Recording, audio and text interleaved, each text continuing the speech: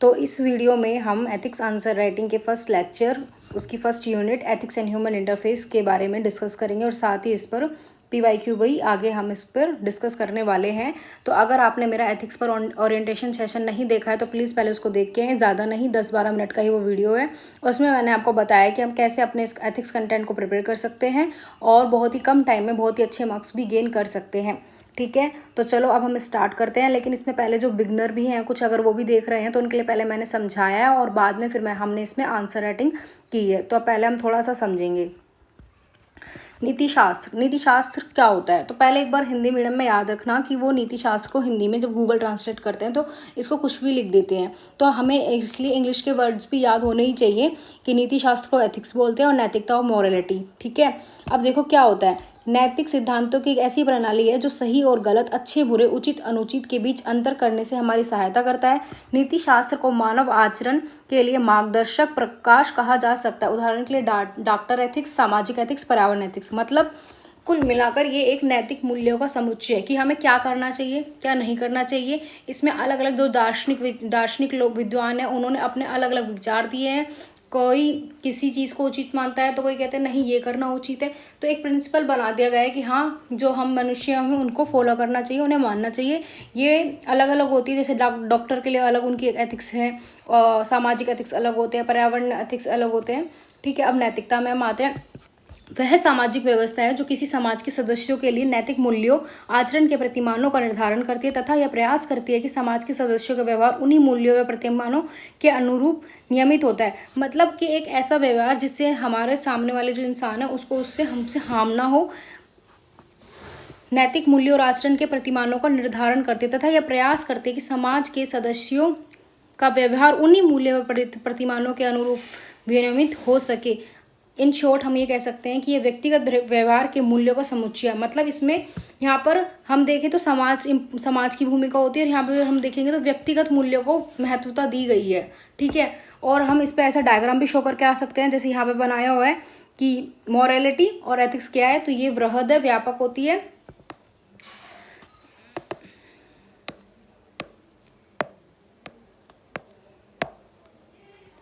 ठीक है, चलो, ये एक व्यापक शब्द है जबकि ये सीमित ही है क्योंकि ये व्यक्तिगत संदर्भ में होती है। सबके अपने जो वैल्यूज़ हैं वो अलग अलग हो सकते हैं, है ना। अब इनमें अंतर क्या है कि बाह्य होती है, वस्तुनिष्ठ होती है। वे नैतिक नियम, प्रतिमान या ढांचे जो समाज द्वारा व्यक्ति को दिए जाते हैं। व्यक्ति इनका पालन बाहरी दबाव से करता है और यदि न करे तो दंड मिलने का भय रहता है। जैसे कुछ समाज ने हमें वो बना दिए हैं कि हाँ, हमें यही चीज़ करना है, ये चीज़ नहीं करना है। आज भी पता है क्या होता है, कई समाजों में अगर कोई लव मैरिज करता है तो उन्हें अपने समाज से बहिष्कृत कर दिया जाता है। ये आज भी होता है। तो ये वही कह रहा है कि ये वह नैतिक नियम है, प्रतिमान है जो समाज द्वारा व्यक्ति को दिए जाते हैं। व्यक्ति इनका पालन अगर बाहरी दबाव से करता है और अगर नहीं करेगा तो दंड मिलने का उसे भय रहता है। अंतर नैतिकता क्या है? वो आत्मनिष्ठ होती है, आंतरिक होती है। व्यक्ति किन मूल्यों का प्राथमिकता देता है, उनके लिए किस हद तक एक बद्ध रखता है उस मूल्य के प्रति, इन आधारों पर मॉरलिटी तय होती है। जैसे उसके इंटेंशन, इसमें व्यक्ति के इंटेंशन शामिल होते हैं। जैसे किसी के लिए डिसिप्लिन का मूल्य सर्वोपरि हो सकता है, किसी के लिए कंसिस्टेंसी का, किसी के लिए परसिवियरेंस का। तो ये व्यक्ति पर डिपेंड करते हैं कि वो अपने किस मूल्य को ज़्यादा प्राथमिकता देता है। ठीक है, तो यही इन शॉर्ट इसमें सिर्फ यही बताया गया है कि नैतिक मूल्यों का ये समुच्चय एक दायरा फिक्स कर दिया गया है। मतलब कि आपको क्या करना है, क्या नहीं करना है, सब पर एक प्रिंसिपल होती है, कोड ऑफ एथिक्स।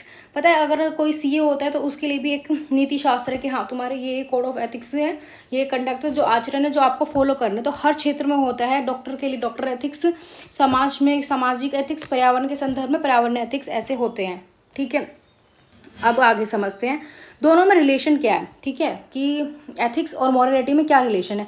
यदि कोई व्यक्ति समाज द्वारा सिखाए गए मूल्यों का व्यक्तिगत निष्ठा से पालन करता है तो वह एथिक्स और मॉरलिटी साथ साथ होते हैं। जैसे अब सिंपल से एग्जांपल से हम समझेंगे। देखो, किसी बच्चे द्वारा माता पिता के पैर छूने का निष्ठा से पालन करना, तो ये हमारा समाज भी सिखाता है हमें कि हमें ये करना चाहिए। लेकिन जो हमारा व्यक्तिगत वो है, हमारे प्रिंसिपल वैल्यूज़ है, वो भी हमें इस बात को करने के लिए कहती है। तो इस तरह से अगर हम देखते हैं तो ये दोनों सिमिलर ही हो जाता है।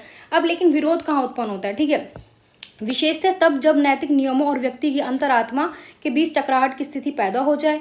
जैसे कि एग्जाम्पल देखो, यदि लाइलाज रोग से ग्रसित व्यक्ति यूथनेशिया का निवेदन करे तो मेडिकल एथिक्स के तहत उसे मुक्ति नहीं दे सकता है।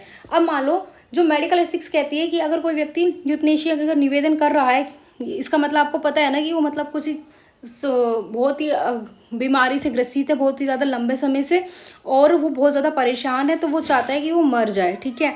तो वो डॉक्टर से निवेदन करता है, परंतु जो डॉक्टर, उसकी अंतरात्मा इस पक्ष में नहीं हो सकती है कि उसे मुक्ति मिल जाए। तो ये डॉक्टर की एक वो है कि हाँ, उसकी अंतरात्मा इस पक्ष में नहीं है कि उसे मुक्ति मिल जाए, ठीक है। तो यही है कि विशेषतः तब जब नैतिक नियमों और व्यक्ति की अंतरात्मा के बीच जब टकराहट की स्थिति पैदा हो जाती है ना, कि अब मैं क्या करूं, तो ये वही है, वो तब वहाँ विरोध उत्पन्न होता है कि उसकी अंतरात्मा तो कुछ और कह रही है, लेकिन जो मेडिकल एथिक्स है वो कुछ और कह रही है, ठीक है। चलो, तो ये हम डायग्राम ऐसे बना के आ सकते हैं। उसमें मतलब ये था कि मेडिकल एथिक्स के संदर्भ में हम यूथनेशिया लोगों को नहीं दे सकते। वो आज भी, हम कई कंट्रियों में फिर भी वो लीगल होगी, लेकिन हमारे इंडिया में नहीं है।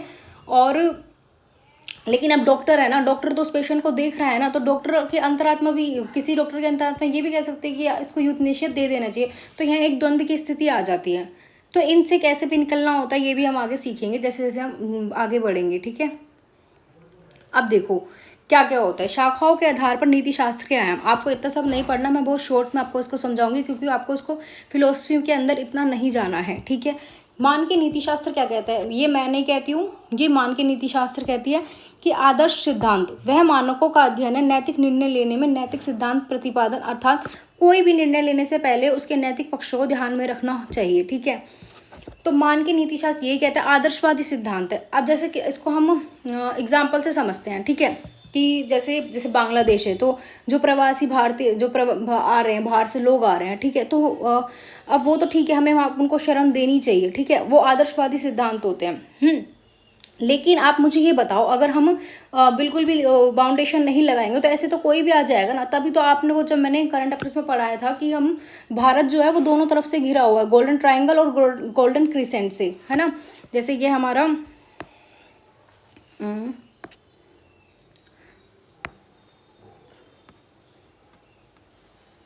ये हमारा अभी मैंने साइड में बस ऐसे ही बना दिया है।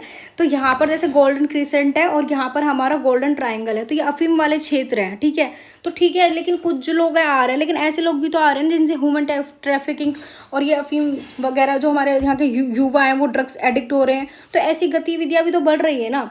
तो ये आदर्शवादी सिद्धांत है जो कि फिर हम फुलफिल नहीं कर सकते हैं। अब ऐसे तो अब वैश्विक स्तर पे कितनी वार्ताएं होती है, लेकिन हम अपना जो डिसीजन है वो यथार्थवादी दृष्टिकोण ही अपनाते हैं। हम उसमें अपने राष्ट्र हित को ही सर्वोपरि रखते हैं, ठीक है। अब आगे चलते हैं, कांट क्या कहता है। कांट कहता है नैतिक कर्तव्य कि कर्म पर ध्यान, न कि परिणाम पर। हमें किस पर ध्यान देना चाहिए, कर्म पर ध्यान देना चाहिए, परिणाम पर ध्यान नहीं देना चाहिए, ठीक है। और ऐसे गीता में निष्काम कर्म की बात की गई है। और जैसे अर्थात आपके कर्तव्य नैतिक होने चाहिए, उसके परिणाम और आप ही नैतिक हो जाएं, ठीक है, कि आप अगर नैतिक कर्तव्य करेंगे तो उसके परिणाम अपने आप ही नैतिक हो जाएंगे, ये कहते हैं, कांट ने कहा है। अब प्रयोजनवादी नीति शास्त्र क्या कहता है, इसे टेलियोलॉजी बोलते हैं। ये कहता है कि परिणाम के आधार पर तय होगा, कि परिणाम निर्धारित करेंगे कोई चीज़ सही है या गलत है। सुखवाद क्या कहता है, सुखवाद के अनुसार अच्छाई वह है जो आनंद प्रदान करती है। अभी ये हम इतना जब हम आंसर करेंगे ना, तब आपको ये सारी चीज़ें बहुत अच्छे से क्लियर होगी, ठीक है। जैसे उपयोगितावाद कहती है, उपयोगितावाद का सिद्धांत कार्य के परिणाम से संबंधित है, न कि उस कार्य को करने की मनोवृत्ति से। मतलब एकमात्र वह तभी नैतिक है जब एक अधिकतम व्यक्तियों के अधिकतम सुख की अभिवृद्धि करता हो।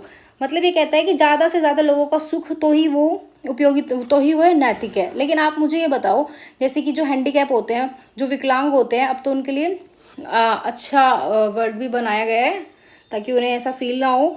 तो जो हैंडीकैप होते हैं, तो आप मुझे ये बताओ, ऐसे तो जो पार्क है, ठीक है, वहाँ सीढ़ियाँ होती है, स्टेयर्स होते हैं, या हम रेलवे लाइन के पास जाते हैं तो उनके लिए रैंप बनाए ही ना, ठीक है, क्योंकि उनसे तो कुछ ही लोगों का वो होगा ना, सुख उनको मिलेगा। तो ये अब इस तरह से प्रैक्टिकल होकर सोचेंगे तो ये गलत है ना, कि हम हर समय में, हर कंडीशन में ये नहीं सोच सकते कि जहाँ पर अधिकतम लोगों का अधिकतम सुख होगा वही नैतिक होगा, ठीक है। तो ये प्रैक्टिकल रूप से अगर देखेंगे तो हर जगह इस चीज़ फॉलो नहीं होती, कहीं पर भी कुछ भी चीज़ें या तो सही या तो गलत नहीं होती, हर चीज़ का एक मध्यम मार्ग होता है, जो बुद्ध ने भी हमें दिखाया था। तो कभी भी अगर आप फंसे ना, तो जो गौतम बुद्ध उनके जो मध्यम मार्ग की फिलोसफी है ना, उसको फॉलो करें, ठीक है। आगे चलते हैं कि सद्गुण नीति शास्त्र क्या है। नियमों व परिणामों की बजाय व्यक्ति के सद्गुण पर बल देता है, ये व्यक्ति के जो सद्गुण है उन पर बल देता है। अब नीति शास्त्र के निर्धारक आंतरिक होते हैं, बाह्य होते हैं।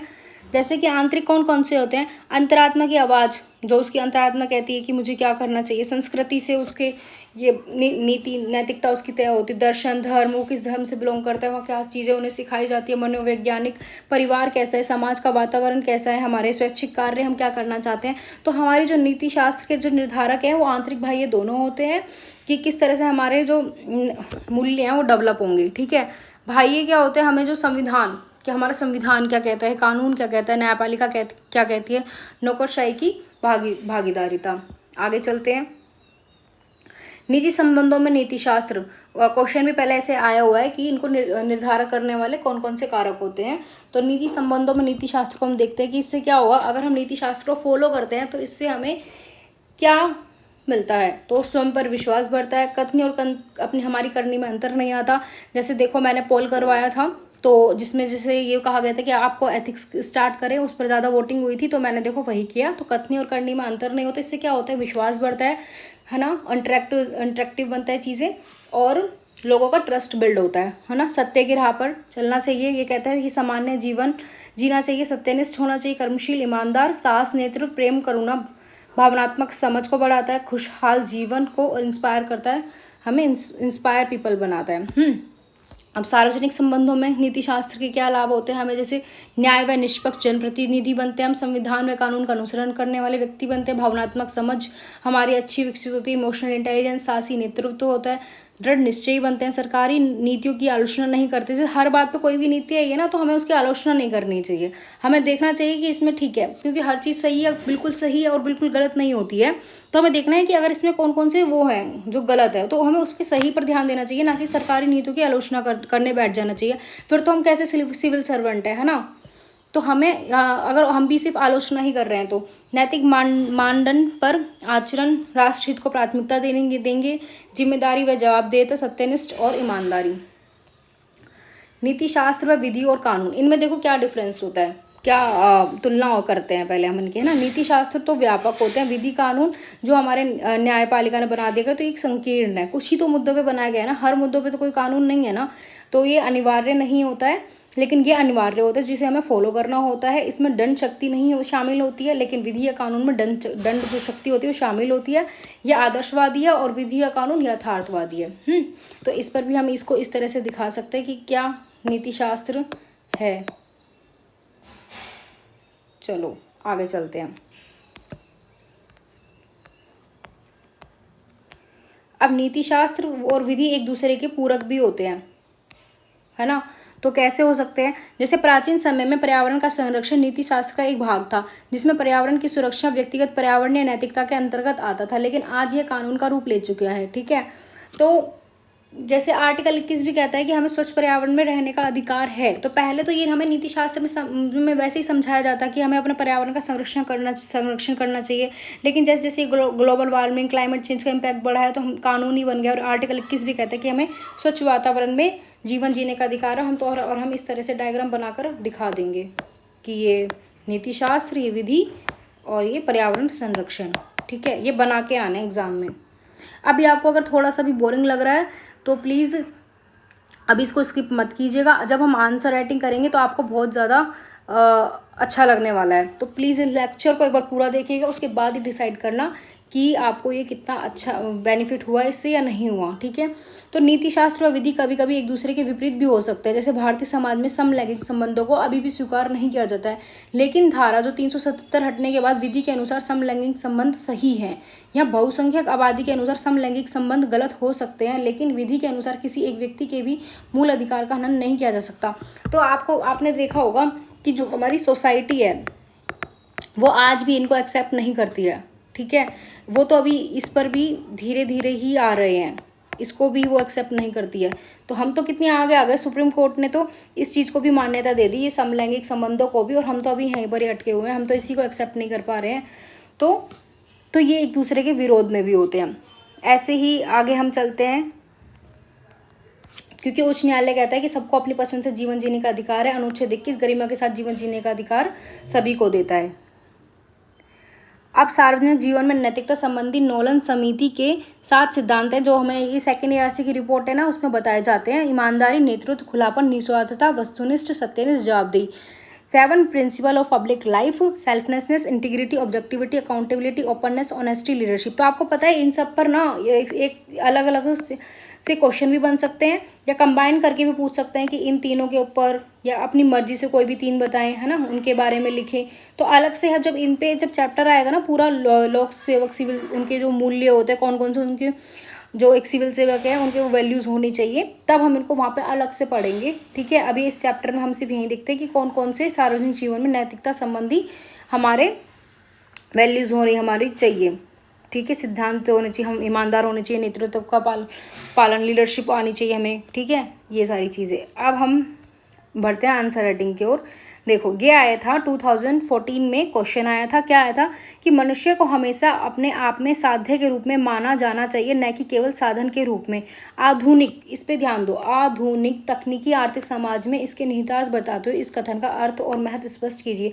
अब आप इसमें कोई पुराना ऐसे ही कुछ भी एग्जाम्पल लिख कर आ गए तो वो आपको मार्क्स नहीं देगा, जब वो बोल ही रहा है कि आधुनिक तकनीकी आर्थिक समाज में इसके निहितार्थ बताएं। ठीक है, तो अगर आप वो ही पहले वाले एग्जाम्पल सारी चीज़ें लिख रहे हैं तो आपको मार्क्स कम मिलेंगे। ठीक है, तो अब देखो, पहले तो हम थोड़े जो विचारक हैं, दार्शनिक, उनके बारे में चर्चा करके बताएंगे कि जो कांट का कहना है कि सभी मनुष्य अपने आप में मूल्यवान है, इसे अपने व्यक्तिगत लाभ को पूरा करने के लिए साधन नहीं माना जाना चाहिए। ये कहता है कि सोशल वेलफेयर को इसने ज़्यादा इंपॉर्टेंस दी है इंडिविजुअल वेलफेयर से। ठीक है, वहीं होप्स का कहना है कि समाज तभी विकसित माना जाता है जब मनुष्य को साध्य के रूप में देखा जाता है, किसी अन्य साध्य को प्राप्त करने के साधन के रूप में नहीं। तो मनुष्य को ही साध्य के रूप में हम देख रहे हैं, ये होप्स कहते हैं। किसी अन्य साध्य को प्राप्त करने के साधन के रूप में नहीं देखना चाहिए। तो ये तो अच्छी बात है ना, हमें मनुष्य को साधन के रूप में नहीं देखना चाहिए अपने किसी भी उद्देश्य को प्राप्त करने के लिए। अब हम आगे देखो, जैसे ही क्वेश्चन में वो लाइन बोली ऐसी एज इट इज़ हमने यहाँ पे लिख दी कि आधुनिक तकनीकी समाज में इसके क्या निहितार्थ हैं।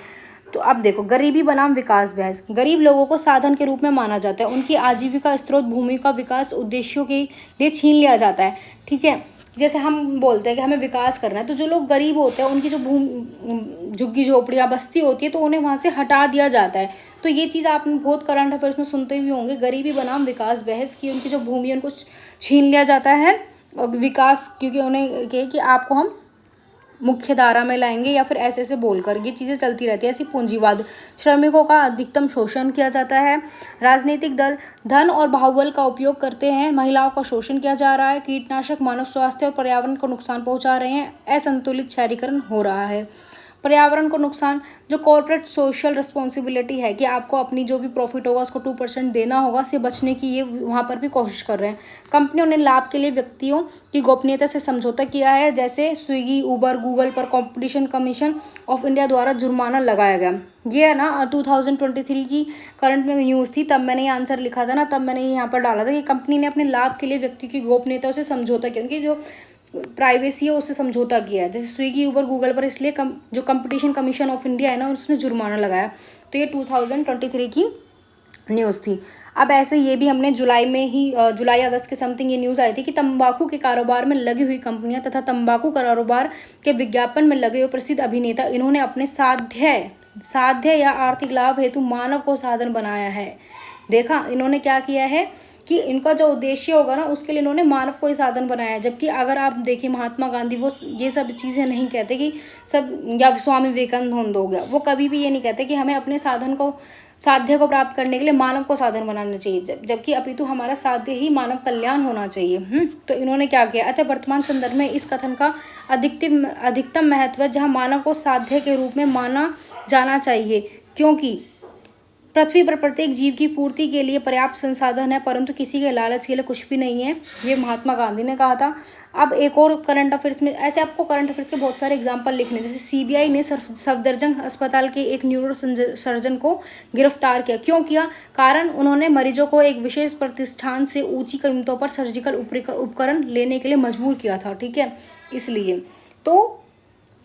इसलिए फिर हम महात्मा गांधी की ये लाइन लिखते हैं कि पृथ्वी पर प्रत्येक जीव की पूर्ति के लिए पर्याप्त संसाधन है, परंतु किसी के लालच के लिए कुछ भी नहीं है। अब ये वाली लाइन एक बार आप पढ़ो फिर से कि तंबाकू के कारोबार में लगी हुई कंपनियां तथा तंबाकू कारोबार के विज्ञापन में लगे हुए प्रसिद्ध अभिनेता, इन्होंने अपने साध्य या आर्थिक लाभ हेतु मानव को ही साधन बनाया। देखें कैसे बनाया है। तो इसलिए मैं कहती हूँ अपने रोल मॉडल भी सोच समझ कर चुने। एथिकल कंसर्न क्या है, ठीक है, ये देखो, जानते हो आप इन्हें, ये इन्हें इन्हें जानते हो या नहीं? बोलो। जुबा केसरी, कमला पसंद, पान बहार, पहचान कामयाबी की। तो आप अपने रोल मॉडल भी देखकर चुने, क्योंकि ये हमें क्या सिखा रहे हैं, ये सही चीज़ थोड़ी ना है। तो जो ये हमारा क्वेश्चन है कि मनुष्य को हमेशा अपने आप में साध्य के रूप में माना जाना चाहिए, न कि केवल साधन के रूप में, ठीक है। तो आधुनिक तकनीकी समाज में हमने दिखा दिया क्या हो रहा है, कि लोग क्या कर रहे हैं। अब हम नेक्स्ट चलते हैं। पर्यावरणीय नैतिकता से क्या तात्पर्य? Why is it important to study? पर्यावरणीय नैतिकता के दृष्टिकोण से किसी एक पर्यावरणीय मुद्दे पर चर्चा करें। अब हमें किसी भी एक पर्यावरणीय मुद्दे पर चर्चा करते हैं। मैं एक साल में जब करंट अफेयर्स करवाऊंगी उसमें ना जाने हम कितने 20-30 पर्यावरणीय मुद्दे हों जिन पर चर्चा कर लेंगे, ठीक है। अब हम चलते हैं, इसको पढ़ते हैं। पर्यावरणीय नैतिकता पर्यावरण और मनुष्य के बीच संबंधों का अध्ययन करती है। यह पर्यावरण के संदर्भ में मनुष्य के सभी कार्यों की अच्छाई बुराई आदि का मूल्यांकन करती है। J.S. मिल के अनुसार क्या है, उन्होंने क्या कहा है कि मानव का जानवरों और पर्यावरण सहित दूसरों के प्रति नैतिक दायित्व है। व्यक्ति का कल्याण समाज के समग्र कल्याण में निहित है और हमारे चारों ओर वातावरण भी इसके अंतर्गत आता है। पहले हम पर्यावरणीय नैतिकता क्या है उसको हमने छोटी सी डेफिनेशन में एक्सप्लेन कर दिया गया कि पर्यावरणीय नैतिकता पर्यावरण और मनुष्य के बीच संबंधों का एक अध्ययन है, ठीक है। पर्यावरणीय नैतिकता निम्न कारणों से भी महत्वपूर्ण है। क्यों महत्वपूर्ण है? जैसे कि क्वेश्चन में पूछा तो हम बताएंगे कि हमें पर्यावरण के प्रति अपनी जिम्मेदारी समझने में मदद करता है। साथ ही सभी मानवीय क्रियाएं प्रत्यक्ष या अप्रत्यक्ष रूप से पर्यावरण को प्रभावित करती है। तर्कसंगत और नैतिक निर्णय लेने में हमें मदद करती है। वर्तमान संदर्भ में पर्यावरण नैतिकता का अध्ययन करना और भी महत्वपूर्ण हो जाता है, क्योंकि अब देखो ये भी एक करंट में न्यूज़ थी, वो मैंने यहाँ ऐड कर दी कि the Lancet planetary health recent report on pollution and health के अंतर्गत बताया गया है कि 2019 में भारत में 16.7 लाख लोगों की मौत के लिए वायु प्रदूषण ही जिम्मेदार है। देख रहे हो, इतने सारे लोगों के लिए कौन जिम्मेदार है? वायु प्रदूषण। तो कोई भी एक एग्जाम्पल हमें देना था, वो हमने यहाँ पर दे दिया। अब देखो ये मैंने लिखा था 2023 में अपने ये नोट्स प्रिपेयर किए थे, ठीक है। तो हमने ये उस टाइम पे जो करंट में था ये, लेकिन अब आगे ही आपको मैं दिखाऊंगी किस तरह से और भी जो करंट अफेयर्स से जब हम अपडेट होते हैं तो अपने नोट्स में ही हम वैल्यू एडिशन करते हैं, तो वो भी हम इसमें आगे सीखेंगे। अब ये औद्योगिकरण और शहरीकरण जैसी विभिन्न विकास गतिविधियों के कारण ग्रीन हाउस गैस के उत्सर्जन में वृद्धि की देखी गई है।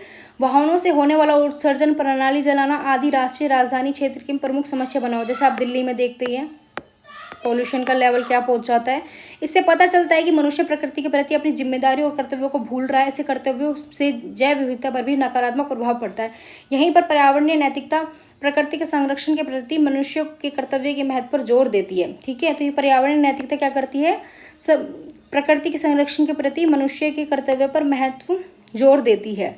अब देखो, अब मैंने अगर ये भी करंट अफेयर्स था, मिशन लाइफ आया था, एक नया दृष्टिकोण COP26 Glasgow bye PM Modi की जब हुई थी तो उसमें ये नस थ्योरी के बारे में, नस थ्योरी के सकारात्मक व्यवहार, मतलब इसमें इसी चीज़ को अपनाया गया है कि छोटे छोटे व्यक्तिगत प्रयास हमें करने चाहिए, वही बड़े बदलाव हम पर्यावरण संरक्षण की ओर प्रेरित करेंगे। जैसे कि लाइफ व्यक्तिगत प्रयास क्या क्या, घर पर ऊर्जा की बचत करें। जैसे अगर कोई कमरे से हम निकल रहे हैं तो प्लीज़ लाइट बंद कर दें, वहाँ से फ़ैन ऑफ कर दें। कार की जगह हम साइकिल का यूज़ कर सकते हैं अगर कहीं आसपास जा रहे हैं। सार्वजनिक परिवहन का प्रयोग करें। आप देखते होंगे कि दिल्ली जैसे शहरों में सब कार लेके निकलते हैं, जब बहुत कम कार होगी जिसमें 3 से 4 लोग बैठे हुए हैं। आपको ज़्यादातर सुबह के टाइम जब निकलते हैं तो एक कार में सिर्फ एक ही जो चला रहा है वही बैठा होता है। तो सार्वजनिक परिवहन का हमें उपयोग करना चाहिए, वनारोपण करना चाहिए, खाद का संरक्षण करना चाहिए, उसको वेस्ट नहीं करना चाहिए और पर्यावरण अनुकूल जीवन शैली हमको अपनानी चाहिए। अब और करंट से अपडेट होते हैं हम। देखो ये तो अभी का ही है, तो आप एक बार नोट्स बना लो, अपना कंटेंट प्रिपेयर कर लो, अब करंट से अपडेट रहो बस, फिर आपको कहीं जाना नहीं। अगर किसी भी सब्जेक्ट में अगर आपको मार्क्स हाई स्कोर करने हैं ना, तो आपको अपने स्टैटिक के एक बार कंटेंट प्रिपेयर कर लो, ठीक है। उसके बाद उसमें बस करंट से कुछ भी वैल्यू एडिशन करते रहो, तो आपके नोट्स वो ना तो कभी पुराने होंगे, हमेशा अपडेटेड नोट्स होंगे और आपको कभी भी कहीं भी दिक्कत नहीं आएगी कि मैं ये मैगजीन पढ़ूँ, मैं वो पढ़ूँ। आप डेली कुछ कुछ पढ़े ना, थोड़ा थोड़ा डेली पढ़ लें, और वो तो आपको कहीं से देखना भी नहीं है, मैं आपको करवा तो रही हूँ ना। तो आप मेरी अगर करंट अफेयर्स की सीरीज़ आपने अभी तक नहीं देखी है तो प्लीज़ उसको जाकर देखिए और वहाँ से कंप्लीट कीजिए। लेकिन जिन्होंने देखी है ना उन्हें अब यहाँ पे अच्छे से ज़्यादा समझ में आएगा। फिर भी मैं एक बार इसको एक्सप्लेन कर देती हूँ कि 1 जुलाई को ये न्यूज़ थी, court on climate right and how India can enforce it. इसका यूज़ भी मैंने बताया था GS1, GS2, GS3, GS4 में एज एग्जाम्पल हम इसका यूज़ कर सकते हैं। तो देखो, पर्यावरणीय नैतिकता पर ही सुप्रीम कोर्ट ने क्या कहा था कि MK रंजीत सिंह बनाम भारत संघ केस आया था। मामले में उच्चतम न्यायालय द्वारा दिया गया निर्णय भारतीय लोकतंत्र में एक महत्वपूर्ण आधार स्थापित करता है जो पर्यावरण और विकास के मध्य संतुलन बनाने की बात करता है। ठीक है, तो हम अपना ये जो क्वेश्चन है ना, ये पर्यावरण नैतिकता वाला, तो हम इसकी जो कंक्लूजन का जो एंड है ना वो हम इस बात से कर सकते हैं, ये कि हाल ही में MK रंजीत बनाम भारत संघ मामले में उच्चतम न्यायालय द्वारा जो दिया गया निर्णय भारतीय लोकतंत्र पर एक महत्वपूर्ण आधार स्थापित करता है जो हमें पर्यावरण और विकास के मध्य संतुलन बनाने की बात करता है। तो आपका नंबर जो आपने पहले की एग्जाम्पल दिया उससे भी बढ़ गया, आपने कंक्लूजन भी इतने अच्छे उससे ही कर दिया है। ठीक है, तो इस तरह से आधा मार्क्स बढ़ता है।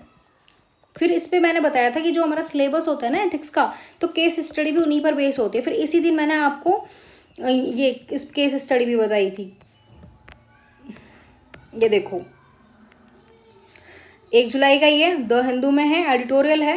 2014 में एक केस स्टडी भी आई थी कि आजकल दुनिया भर में आर्थिक विकास पर जोर बढ़ रहा है, साथ ही विकास के कारण होने वाले पर्यावरणीय क्षरण को लेकर भी चिंता बढ़ रही है। कई बार हमें विकासात्मक गतिविधि और पर्यावरणीय गुणवत्ता के बीच सीधे टकराव का सामना करना पड़ता है। न तो विकास प्रक्रिया को रोकना या कम करना संभव है, न ही पर्यावरण को खराब करना उचित है, क्योंकि इससे हमारे अस्तित्व को ही खतरा है। कुछ व्यवहारिक रणनीतियों पर चर्चा करें जिन्हें इस संघर्ष को खत्म करने के लिए अपनाया जा सकता है। तो जब ये 1 जुलाई से मैंने अपने करंट अफेयर्स की ये सीरीज स्टार्ट की थी जुलाई से, तभी मैंने आपको यहाँ पे पहले दिन ही केस स्टडी कैसे लिखते हैं, मतलब जो भी ये एडिटोरियल आया था उस पर बताया था। तो देखिए, इस पे मैंने आपको एक मॉडल आंसर भी लिख के दिया था, किस तरह से हम इसको लिख के आ सकते हैं, है ना। तो मैं करंट अफेयर्स में सिर्फ आपको करंट अफेयर्स ही नहीं पढ़ाती, सबसे पहले मैं आपको वहाँ पर ये बताती हूँ कि पहले क्या न्यूज़ है, कहाँ का इसका यूज़ होगा, फिर मैं उस पर आपको आंसर राइटिंग मॉडल आंसर भी प्रिपेयर करती हूँ इसी तरीके से। तो आप जिसने भी मेरी वो सीरीज़ देखी होगी उन्हें ज़्यादा अच्छे से यहाँ पे समझ आ रहा हो, और जिसने नहीं देखी तो प्लीज़ उसमें भी जाकर देखिए और हमेशा अपडेट रहिए, तो आपके नोट्स कभी पुराने नहीं होंगे। अब हम चलते हैं 2013 का एक क्वेश्चन है। कुछ लोगों का मानना है कि मूल्य समय और स्थिति के साथ बदलते रहते हैं, जबकि अन्य दृढ़ता से मानते हैं कि सार्वभौमिक और शाश्वत मानवीय मूल्य हैं। इस संबंध में अपनी धारणा उचित औचित्य सहित बताएं। तो देखो, मूल्य वे मानक है जिनके द्वारा हम लोगों, कार्य, स्थितियों, वस्तुओं आदि का मूल्यांकन करते हैं। ये निर्णय के मापदंड हैं, ये स्वभाव से व्यक्तिगत होते हैं। तो अगर आपको अपनी कोई और भी डेफिनेशन ऐड करनी हो ना, तो आप अपने अकॉर्डिंग लिख सकते हैं, जो आपने अपने नोट्स में बना रखी हो या किसी स्टैंडर्ड सोर्स से देख रखी हो, कुछ भी आप अपने, या आप अपने खुद क्रिएट कर सकते हैं। तो कुछ भी आप लिख सकते हैं जो आपको समझ में आए। ठीक है, फिर आगे चलते हैं। वे मूल्य जो सार्वभौमिक और शाश्वत है वे इस प्रकार है। जो सार्वभौमिक है, क्वेश्चन आपने समझा कि कुछ लोगों का मानना है कि मूल्य समय और स्थिति के साथ बदलते हैं, कि जो हमारे वैल्यूज हैं समय और स्थिति के साथ बदल जाते हैं। तो हमें यहाँ पे एग्जाम्पल देने कि कैसे बदलेंगे। तो एथिक्स में हर जगह हमें एग्जाम्पल आर्ग्यूमेंट देने ही पड़ रहा है। जबकि अन्य दृढ़ता से मानते हैं कि सार्वभौमिक और शाश्वत मूल्य होते हैं वो नहीं बदलते हैं। इस संबंध में अपनी धारणा उचित औचित्य सहित बताइए। तो आप सीधे क्वेश्चन को पढ़ के ना एक कॉन्फ्लिक्ट उसमें मत फंसिए, सीधा देखिए बुद्ध ने क्या कहा, मध्यम मार्ग अपनाओ। मतलब दोनों ही ऐसी चीज़ें होती होगी, कुछ भी सही नहीं है कुछ भी गलत नहीं है, मध्यम मार्ग को फॉलो करो। ईमानदारी, वे मूल्य जो सार्वभौमिक और शाश्वत हैं वे इस प्रकार हैं। ठीक है, तो ये तो ईमानदारी, अब ये तो है नहीं कि पहले ईमानदारी को वैल्यू नहीं दी जाती थी अब दी जा रही है, तो ईमानदारी को तो पहले भी वैल्यू दी गई है अब भी दी जा रही है। प्यार और स्नेह, अहिंसा, मानव जीवन की गरिमा, दयालुता, इन ये सभी की रेलिवेंसी आज भी उतनी है जितनी की प्राचीन काल में थी। ये मूल्य महत्वपूर्ण है और किसी भी समाज के अस्तित्व में प्राथमिक हैं। हालांकि कुछ मूल्य ऐसे भी होते हैं जो समय और स्थिति के साथ बदलते हैं। उदाहरण के लिए, ठीक है, कुछ मूल्य ऐसे भी हैं, तो जैसे असहयोग आंदोलन में चोरी चोरा घटना, जिस कारण आंदोलन वापस, वहीं भारत छोड़ो आंदोलन में हिंसात्मक गतिविधियों के बावजूद आंदोलन वापस नहीं लिया गया। कि वहाँ पर कुछ उदाहरण ऐसे हमने बताए हैं कि जहाँ पर इन चीज़ों को फॉलो नहीं किया गया है, हिंसात्मक गतिविधियाँ हुई तो भी हमने आंदोलन को वापस नहीं लिया। ईमानदारी वहीं तक सीमित है जिससे किसी को ठेस न पहुँचे। आर्टिकल 14 विधि के समक्ष समानता की बात करता है, परंतु निम्न वर्ग के उत्थान हेतु आरक्षण माध्यम से विशेष सुविधा भी प्रदान करता है। अब आप देख रहे हो कि हम अपने जो आर्टिकल है उसमें जो जिस तरह से परिवर्तन आ रहा है, चेंजेस आ रहे हैं, उसी तरह से हम अपने जो संविधान है उसमें अमेंडमेंट करके उसमें भी हम चेंज करते हैं। जैसे कि हमने देखा कि हमने धर्मनिरपेक्षता, समाजवादी, अखंडता, इन सारी चीज़ों को भी हमने बाद में अपनाया है। ठीक है, तो जो यही वही मूल्य तो हम उसमें ऐड करके बता सकते हैं कि हम पंथ निरपेक्ष, धर्म निरपेक्षता जैसे मूल्य भी हमने अपनाए हैं। अमेरिका मुक्त व्यापार को बढ़ावा देता है, परंतु 2008 के संकट के बाद संरक्षणवाद का सहारा ले लिया उसने। तो चेंज होते हैं, परिस्थिति के अनुसार भी मूल्य चेंज होते हैं, लेकिन जो शाश्वत वाले मूल्य ना ये तो सेम ही रहते हैं। ये परिस्थिति के अकॉर्डिंग जो मूल्य चेंज हो रहे हैं वो एग्जाम्पल लिखे गए हैं। आज आप देखो, ट्रांसजेंडर राइट पहले था क्या? को लिविंग पहले था, होमोसेक्सुअलिटी पहले था, लिंग समानता पहले थी, तो चेंज हुए ना समय के साथ। मूल्य एक समाज से दूसरे समाज में भी स्थानिक रूप से बदलते हैं, यह समाज के विकास के स्तर पर भी निर्भर करता है। अतः उपयुक्त विवरण से स्पष्ट है कि मूल्य समय और स्थिति के साथ बदलते रहते हैं, परंतु सार्वभौमिक मूल्य शाश्वत मानवीय मूल्य भी होते हैं। नेक्स्ट क्वेश्चन हम देखेंगे।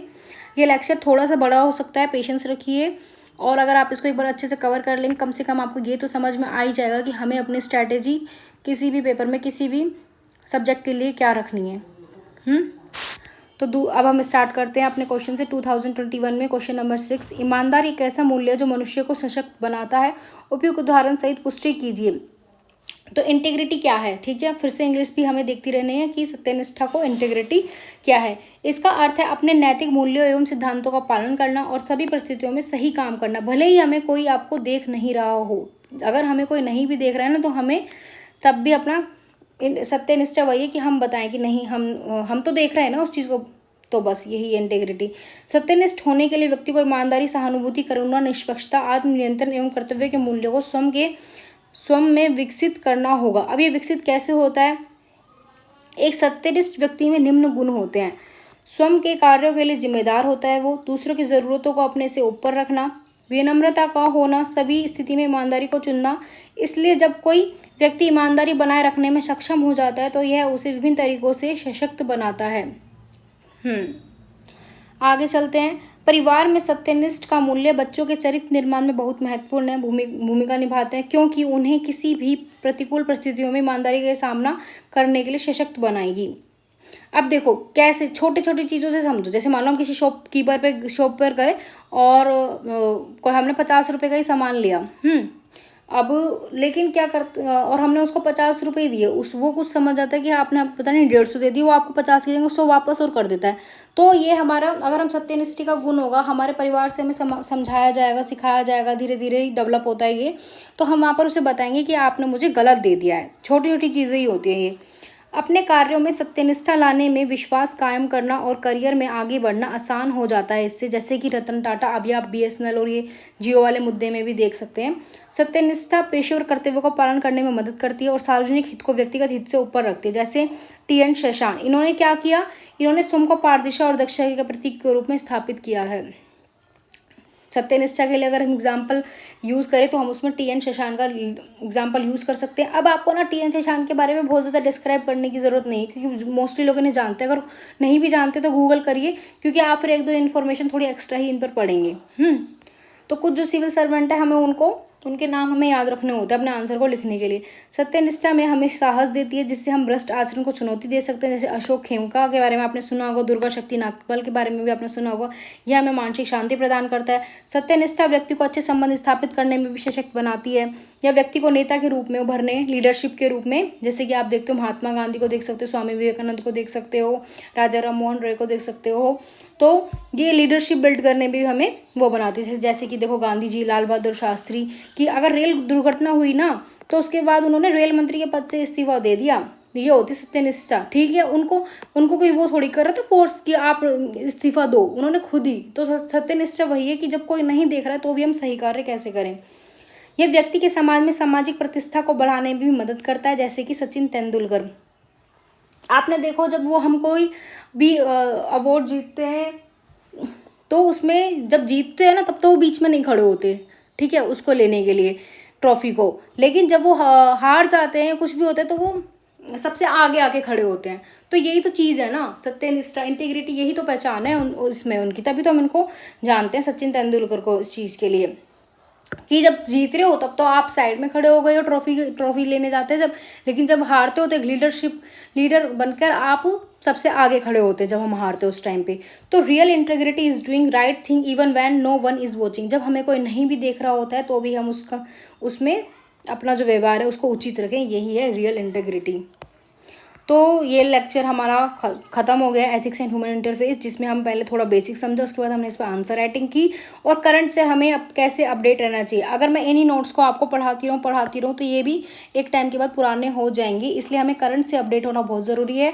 तो आप प्लीज़ आप मेरी करंट अफेयर्स के जो लेक्चर उन्हें देख सकते हैं, और उसको 1 साल तक अगर आप पूरा कर लेंगे तो कम से कम 500 से 600 मॉडल आंसर आपके पास होंगे, करंट से आप अपडेट होंगे। आपको लास्ट टाइम पर ये मैगज़ीन वो मैगज़ीन ये सब के चक्कर में नहीं फंसना होगा, और आप फियर भी कम होगा और आप अच्छा भी फील करेंगे। तो आप मुझे बता सकते हैं आपको ये लेक्चर कैसे लगा, और अगर आपको इसमें कुछ चेंजेस चाहिए तो वो भी आप मुझे कमेंट करके बता सकते हैं। तो चलो अब हम इसको समाप्त करते हैं, और अगर आपको इसकी PDF चाहिए तो ये aspirant problem solver Telegram group पर आपको मिल जाएगी, जो कि इस लेक्चर में नीचे आपको दे दी गई है। आप वहाँ पर जा सकते हैं, आप कमेंट करके बता सकते हैं आपको ये कैसा लगा, और अगर आपको ये अच्छा लगा तो प्लीज़ इस चैनल को लाइक और सब्सक्राइब ज़रूर करें, लाइक करें प्लीज़। अगर अच्छा लग रहा है तो मुझे भी मोटिवेशन मिलता है थोड़ा सा और अच्छा करने।